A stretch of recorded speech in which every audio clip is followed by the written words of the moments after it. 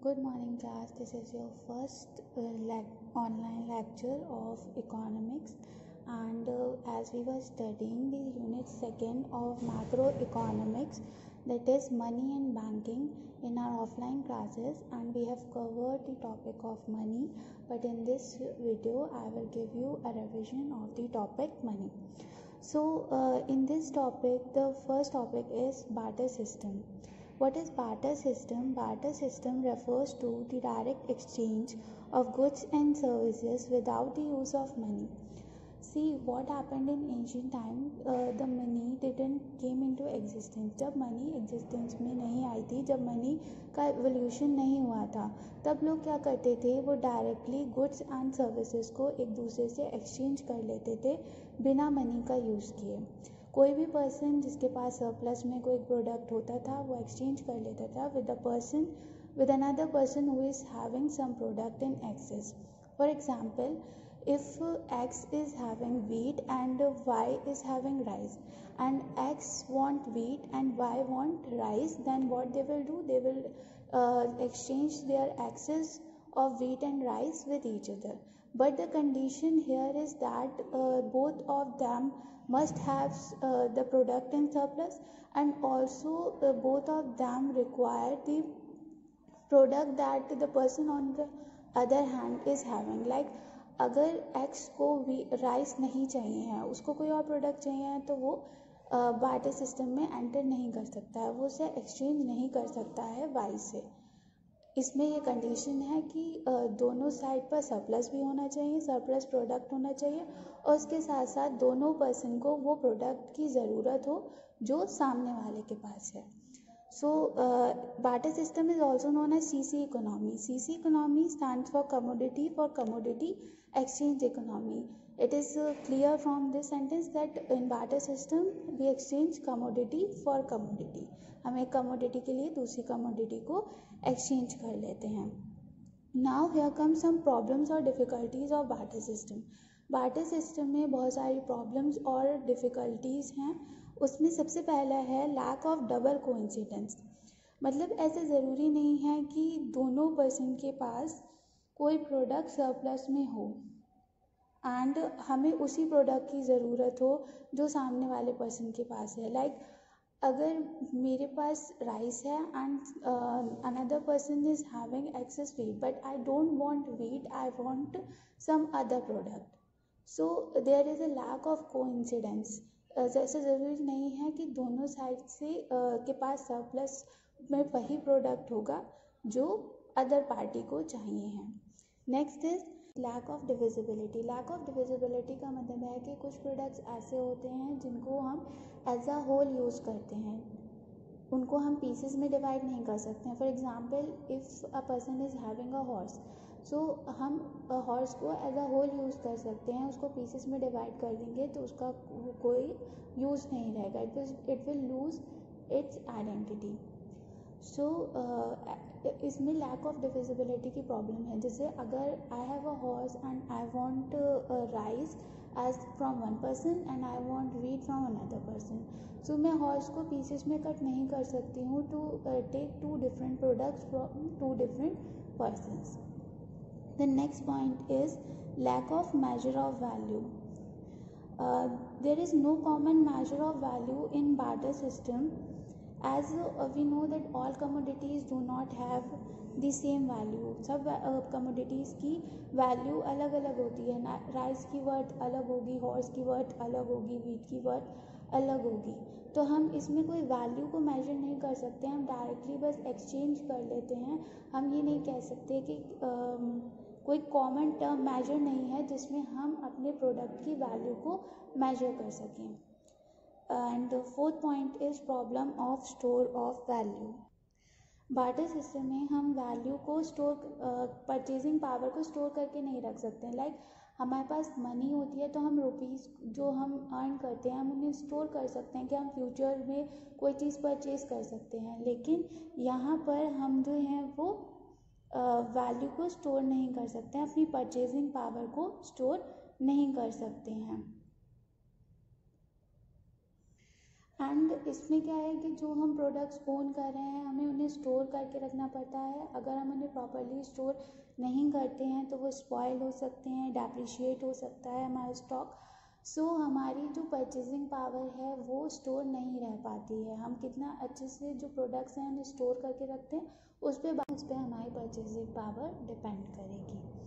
Now the next point is lack of standard of future payments.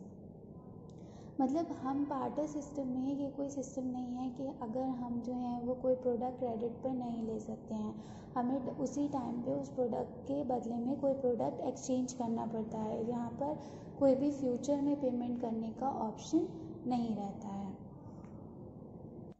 Now your next topic is money. So, money is anything that is chosen by common consent as a medium of exchange. Money is commonly accepted medium of exchange. Means money जो है वो एक commonly accepted medium होता है कि जिसके through हम कोई भी गुड्स और सर्विसेज को परचेज कर सकते हैं, जिससे हम एक्सचेंज कर सकते हैं अपने गुड्स और सर्विसेज, जिसे in India a rupee is money. See how money came into existence.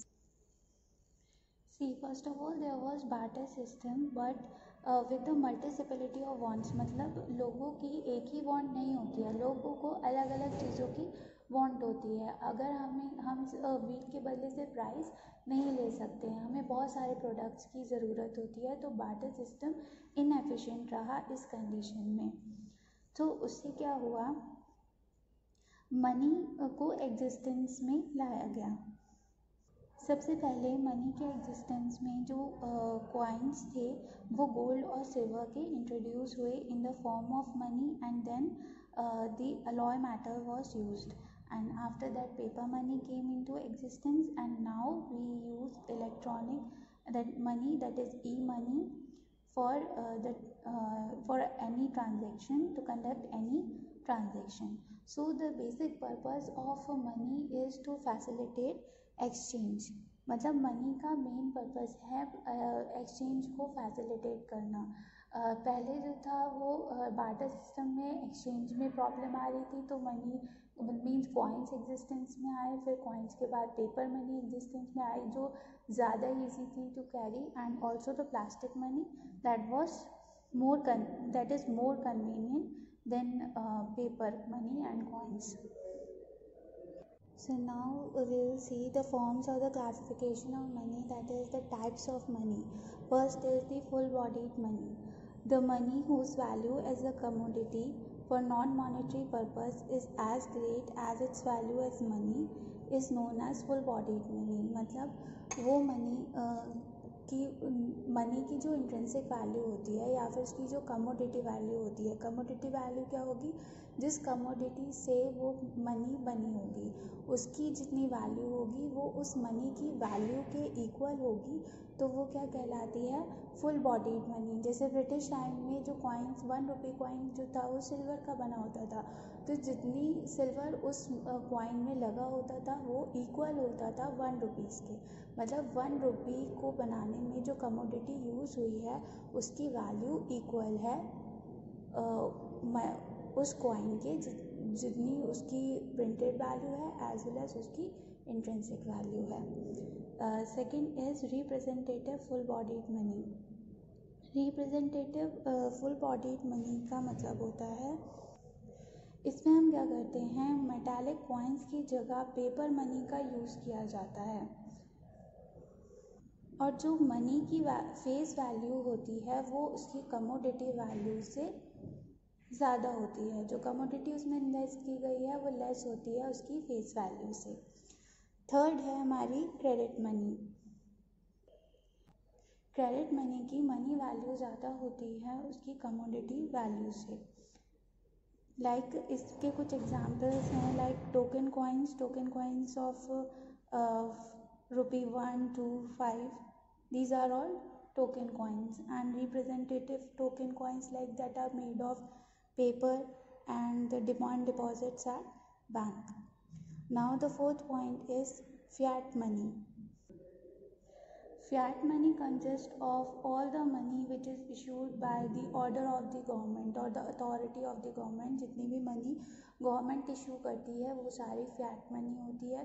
जितने भी नोट्स कॉइन्स एक कंट्री में सर्कुलेट कर रहे हैं वो सारी फिएट मनी होती है.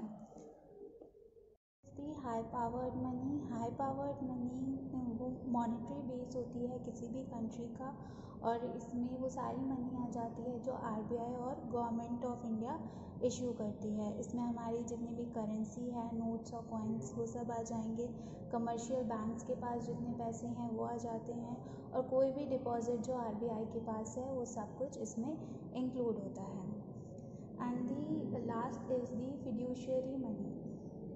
Fiduciary money is the money which is accepted as a medium of exchange because of the trust between the payer and payee. मतलब ये इस मनी को इसलिए एक्सेप्ट किया जाता है क्योंकि एक ट्रस्ट होता है पेयर और पेई के बीच में, like cheques and bills receivables. We accept that money because we trust the payer, and the payee accept the money because he trusts the payer of the money. So these money is basically based on the trust between the payer and the payee. So in this lecture we will end here, and in next we will be studying the functions of money. Thank you.